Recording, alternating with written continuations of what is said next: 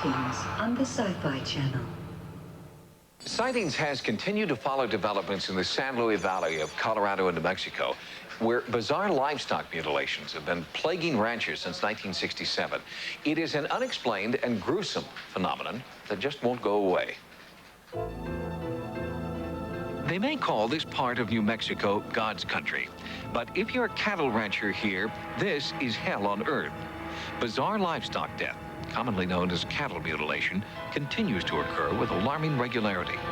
Recently, a sightings team returned to the San Luis Valley to investigate a rash of new reports. Somebody or something is killing these animals.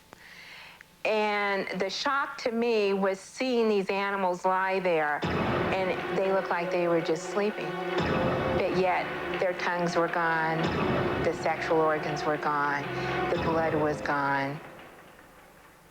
Gail Stalin is a New Mexico-based livestock mutilation investigator.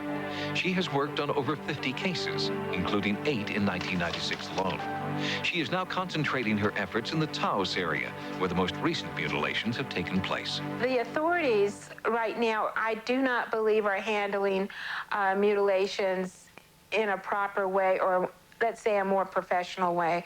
What I hope to change is to impose a forensic protocol on the cattle mutilations. I would like to see an organized response from the government to address this issue, to investigate cattle mutilations as a crime scene. John Paternoster made the cattle mutilations a central issue in his recent bid for district attorney of Taos. It's a growing mystery. It's a significant economic impact on the ranchers, and they deserve a response. Carlos Trujillo is a cattle rancher in Peñasco, a remote town south of Taos. Just before our arrival, Trujillo had found his prize bull dead. Organs, including the heart, had been removed with an eerie surgical precision. Trujillo told local field investigator Michael Abbey that he was dissatisfied with the county inspector's findings. This was not the work of a coyote. I talked to the inspector personally, and he said that it was some kind of a predator or coyote. Well, if them coyotes have knives like that, I mean, we're in a heap of trouble. We're in a heap of trouble. Like many local ranchers, Trujillo doesn't know where to turn next. It hurts. It hurts in the pocket. The ranchers are frustrated, there's no question about that, about the lack of any kind of a response, a uniform, significant response from government. As part of this investigation, Sightings traveled to Albuquerque to try and get some answers from John Wortman, the director of the New Mexico Livestock Board, the state agency charged with investigating cattle mutilations. I can't say that we've actually determined a specific cause of death in any of those. Some we've got a higher probability of that maybe they died of natural causes or struck by lightning or were killed by a predator or whatever. Yes, there are some of those that have been reported that we just have no explanation. But that's not to say that there was some deep, dark mystery about why they died. We just don't have a reason for why they were killed.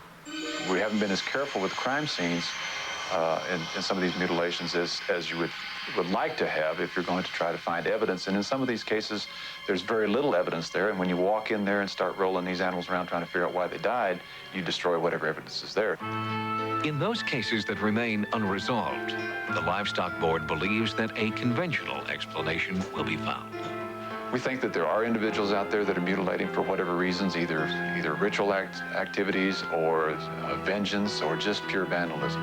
The assertion by the New Mexico Livestock Board that there's cult activity behind these cattle mutilations or malicious vandalism, I have to say, is based, from my knowledge, on insufficient or completely absent evidence. It seems to me that everybody's got a lot of theories, but nobody's got a lot of hard evidence.